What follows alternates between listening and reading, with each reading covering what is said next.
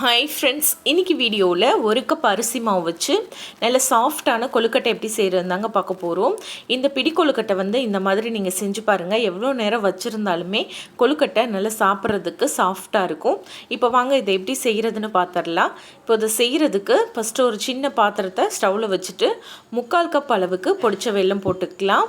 நான் இந்த கப்பில் தான் 1 கப் அளவுக்கு அரிசி மாவு எடுக்க போகிறேன். ஸோ அதே கப்பில் 3/4 கப் அளவுக்கு பொடிச்ச வெல்லம் போட்டுட்டு 1 கப் அளவுக்கு தண்ணி சேர்த்துக்கோங்க. சேர்த்துட்டு வெல்லத்தை நல்லா கரைச்சி எடுத்துக்கலாம். வெல்லத்தில் தூசி மண் இருக்கும், அதனால தான் நம்ம இந்த மாதிரி கரைச்சிட்டு அதுக்கப்புறமா சேர்க்குறோம். ஸோ வெல்லம் நல்லா கரைஞ்சால் போதும். வெல்லம் நல்லா கரைஞ்சதும் ஸ்டவ் ஆஃப் பண்ணிவிட்டு இதை எடுத்து வச்சுக்கோங்க. இப்போ நம்ம ஸ்டவ்வில் ஒரு பேன் சூடு பண்ணிக்கலாம். இப்போ இதில் 1 ஸ்பூன் அளவுக்கு நெய் சேர்த்துக்கலாங்க. நெய் நல்லா உருகினதும் இது கூட 2 டேபிள் ஸ்பூன் அளவுக்கு பாசிப்பருப்பு சேர்த்துக்கலாம். பாசிப்பருப்பை நெய்யில் சேர்த்து நல்லா வறுத்துக்கலாம். மிதமான தீயிலே வச்சுட்டு கொஞ்சம் செவந்து வர வரைக்கும் வறுத்துக்கோங்க.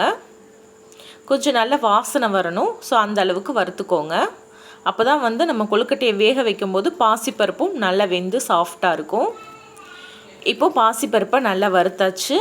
இப்போ இந்த பாசிப்பருப்பு ஒரு பாதி வேக்காடு நம்மளுக்கு வேகணும். ஸோ அதனால் ஒரு 1/4 கப் அளவுக்கு தண்ணி சேர்த்துடலாம். இதில் சேர்த்துட்டு இப்போ இது ஒரு 2 இல்லை 3 நிமிஷம் மட்டும் நல்லா கொதித்து வரட்டும். இப்போ ஒரு 3 நிமிஷத்துக்கு அப்புறமா பார்த்திங்கன்னா அந்த பாசிப்பருப்பு பாதி வேக்காடு வெந்திருக்கும். இதில் நம்ம கொழுக்கட்டையை ஆவியில் வேக வைக்கும்போது முழுசாக வெந்துடும். ஸோ இப்போ இது கூட நம்ம ஏற்கனவே கரைச்சி வச்சுருந்தோம் இல்லையா வெல்லம், அந்த வெள்ளை தண்ணியை வடிகட்டி சேர்த்துக்கோங்க. சேர்த்துட்டு இது கூட ஒரே ஒரு சிட்டிகை அளவுக்கு உப்பு சேர்த்துக்கோங்க. கூடவே வாசனைக்கு 1/2 ஸ்பூன் ஏலக்காய் தூள் சேர்த்து நல்லா கலந்து விட்டுருங்க. இப்போ இது நல்லா கொதித்து வரட்டும்.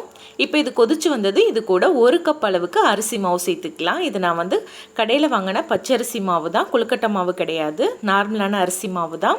நீங்கள் வீட்டில் அரைச்ச மாவு, கடையில் வாங்கின மாவு, எந்த மாவு வேணாலும் எடுத்துக்கோங்க. அதே மாதிரி நீங்கள் அரிசி மாவை எடுக்கும்போது நல்லா வறுத்துட்டு அதுக்கப்புறமா எடுத்துக்கோங்க. இது வறுத்த அரிசி மாவு தான்.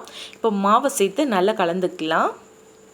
நீங்கள் அப்படியே வறுக்காமல் சேர்க்கும்போது உங்களுக்கு அந்த மாவோடைய பச்சை வாசனை அப்படியே அடிக்கும். அதனால தான் வறுத்துட்டு நான் சேர்க்க சொல்கிறேன். அரிசி மாவை நல்லா நம்ம கலந்து விடும்போதே பார்த்திங்கன்னா நல்ல கம கமன்னு வாசனை வரும். ஸோ இதுலேயே உங்களுக்கு ஒரு பாதி அளவுக்கு வெந்துடும். நல்லா வெந்துருச்சுன்னா மாவு உங்களுக்கு கொழுக்கட்டை நல்லா சாஃப்டாக இருக்குங்க.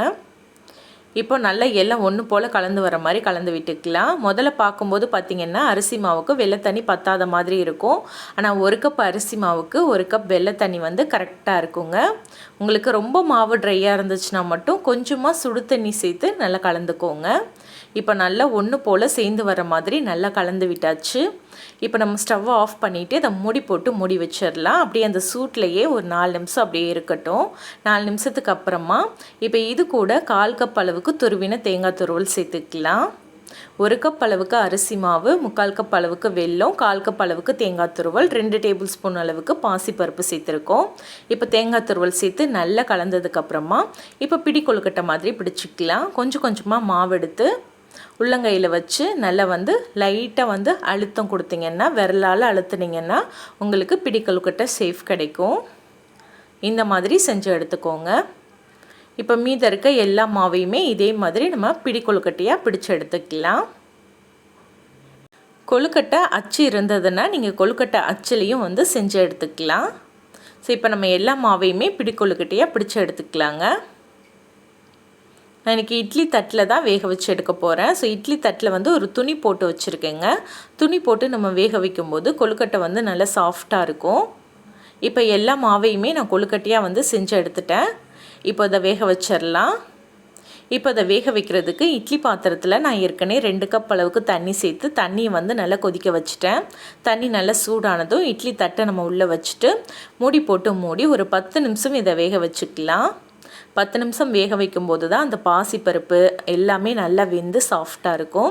இப்போ பாருங்கள் நல்லா வெந்து வந்துருச்சு. மாவெல்லாம் கையில் ஒட்டாமல் சூப்பராக வந்திருக்கு. இப்போ இதை நம்ம பரிமாறிட வேண்டியதான். அவ்வளோதான், சூப்பரான சாஃப்டான பிடி கொழுக்கட்டை ரெடி ஆயிருச்சு. கண்டிப்பாக இதே அளவுகளை சேர்த்து இதே மாதிரி நீங்களும் செஞ்சு பாருங்கள்.